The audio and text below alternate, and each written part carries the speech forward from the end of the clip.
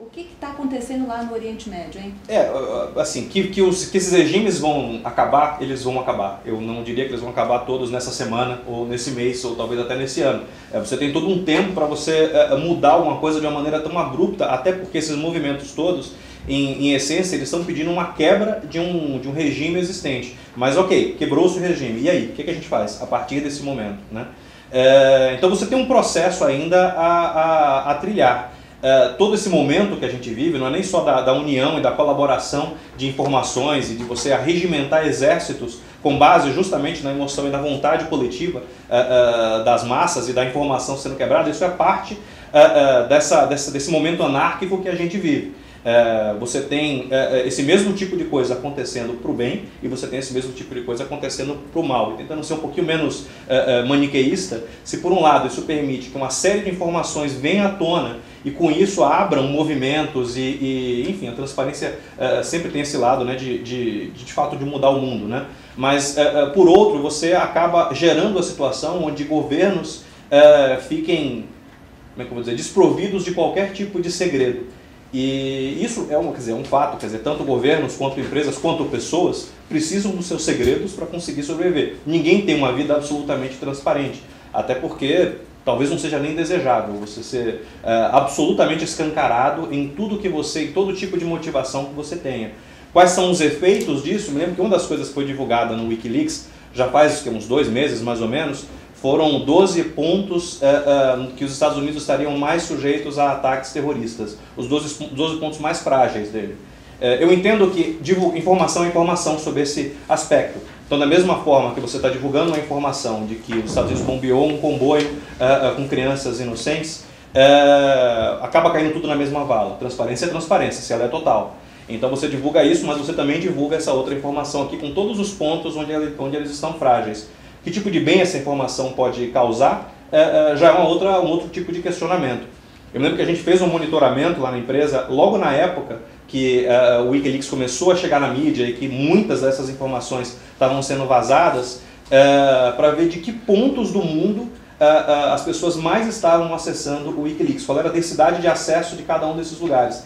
E o mais curioso é que se você olhasse para o mapa mundi, os pontos mais densos eram Afeganistão, Iraque, Índia, alguns países africanos, quer dizer, todos os países que tinham um grupo mais forte, tinham organizações terroristas mais fortes, era quem mais acessava o Wikileaks. Isso significa que o Wikileaks é ruim? Não, não significa isso. Mas significa que quando você coloca toda a informação numa mesma vala e prega a transparência completa, você não está só dando armas para que a sociedade consiga se armar e lutar por tempos melhores. Você também está dando armas para que organizações terroristas consigam enxergar toda uma realidade com uma lupa e tomar as suas ações que não são exatamente positivas nunca, né?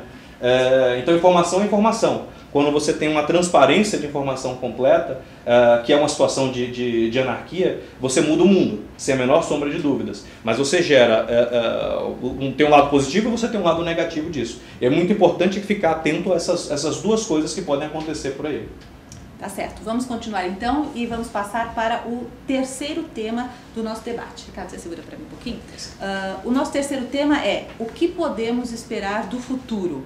Bom, o Gil costuma dizer nas palestras que nós passamos pela humanidade 1.0, foi a agrícola, humanidade 2.0 industrial, a 3.0 a tecnológica e a humanidade 4.0 a cyberespiritual. Hoje, de acordo com o Gil, nós vivemos um mix de tudo isso e estamos na humanidade 5.0, a da democracia das redes sociais.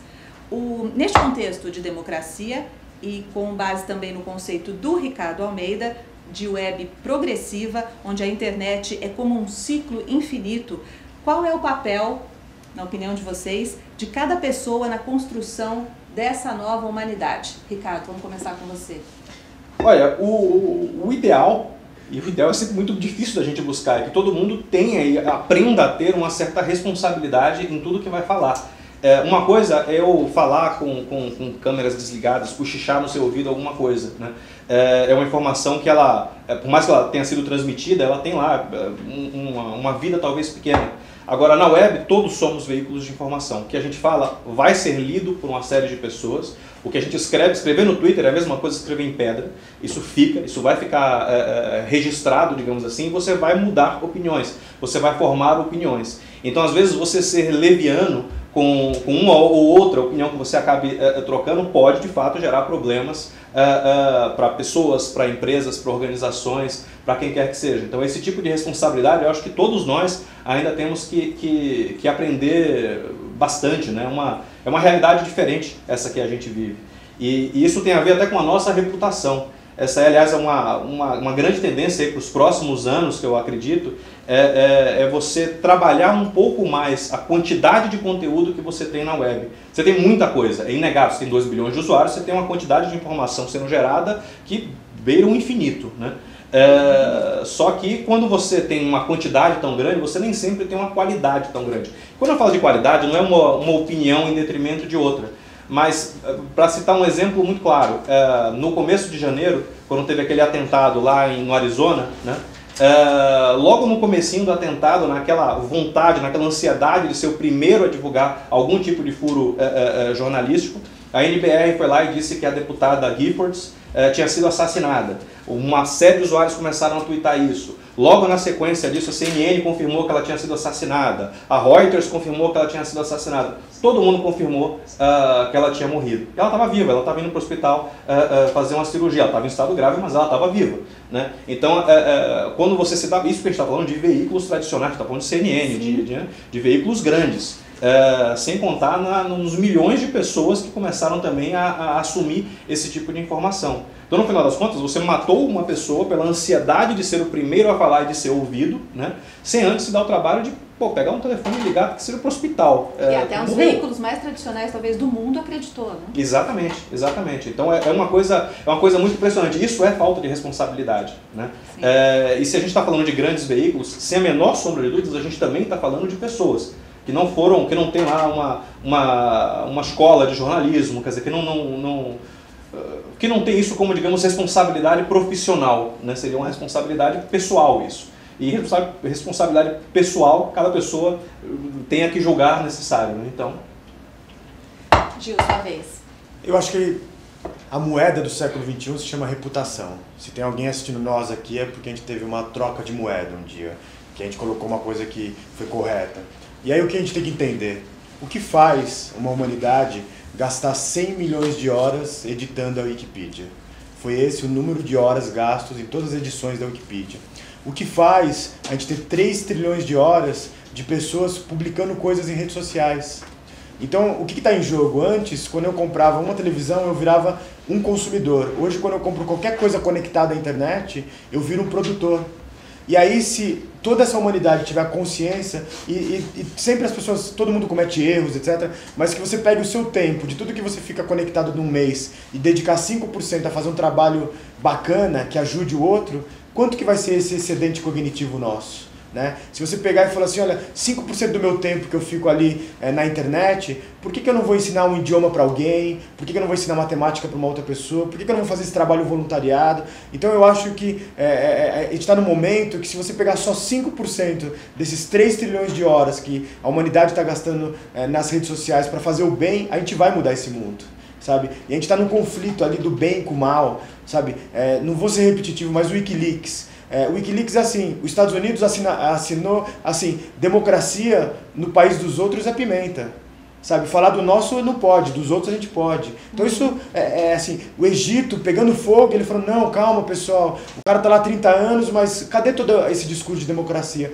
Então vamos pegar nosso excedente cognitivo que a gente está gastando nas redes sociais e ficar 5% do nosso tempo fazendo coisas boas. Esse que é o grande momento. E aí a gente vai ter que decidir, pessoal, que lado que a gente tá. Ou do lado escuro, ou do lado que acredita. Eu sou um tecno-otimista, eu acho que a gente está aqui no mundo para fazer melhor. A gente veio para cá. E aí, falando de negócios também, 7 bilhões de pessoas que podiam ser geniais, gênios. Só que aí as regras desse capitalismo que a gente está vivendo oprime tanto que as pessoas ficam virando maquininhas. Eu acho que está na hora de te dar um salto. Então assim, vai empreender, meu amigo, vai fazer o bem, vai ensinar alguém, isso volta, tem uma lei aí, e o mundo precisa de solução, porque somos 7 bilhões de pessoas esse ano. Se a gente não resolver os problemas principais, vai ter que mudar tudo isso, porque o problema é muito grande hoje. Como fazer 7 bilhões comerem, terem água, sabe? A mudança climática, meus amigos, li esses dias. Mudança climática, negar a mudança climática é como negar a evolução da espécie de Darwin.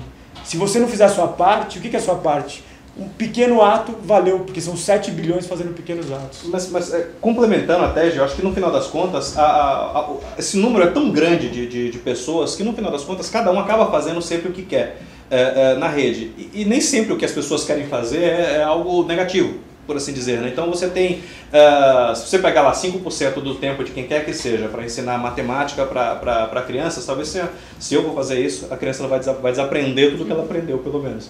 Mas você tem pessoas que têm uma paixão por esse assunto e por qualquer assunto existente, né? E que vão dedicar uma parte do seu tempo a fazer isso também na web como uma coisa absolutamente natural. Agora, a questão é como é que a gente vai separar joio de trigo? Como é que a gente vai, se a informação é uma única coisa e que se baste por si só, como é que a gente vai separar a pessoa que está ensinando matemática correta da pessoa que está ensinando matemática errada, né?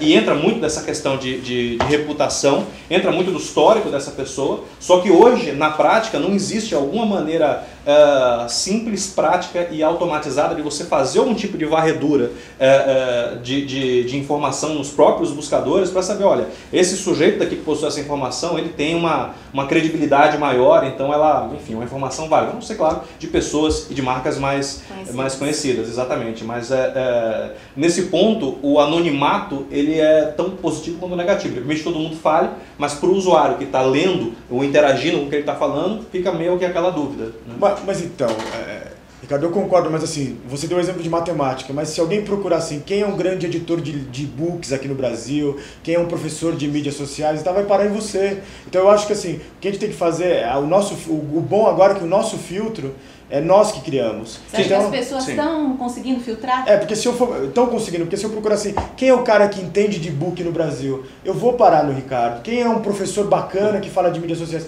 Eu vou parar nele. Aqui ele deu exemplo de matemática, talvez ele não seja tão bom em matemática, mas como edição de e-books, ele é um grande pensador disso. Eu acho que não tem especialista de nada, a gente vai evoluindo, é tudo tão novo que não deu tempo de montar um manual. Então assim, se eu for assim, quem é a pessoa que sabe transitar na TV aberta e na TV, nessa TV digital, você é uma pessoa, enfim, tanta gente tem por aí. HSM, as pessoas estão aqui hoje porque acreditam que a HSM dá uma informação, só que a gente está vivendo o que a gente chama de sociedade imediatista, está todo mundo querendo na hora. O que é bom, antes eu só tinha um canal, ele falava assim, qual é a grande notícia? Essa que eu vou ler, que eu vou assistir às 8h30 da noite no principal canal de televisão. Agora não, eu posso ir para o YouTube e acompanhar o que está acontecendo no Egito. Sim. Eu posso ver a sua aula aberta que você fez na sua escola. Eu acho que isso que é bacana, o filtro. E aí a gente vai ter que deixar de ser um pouco preguiçoso e procurar.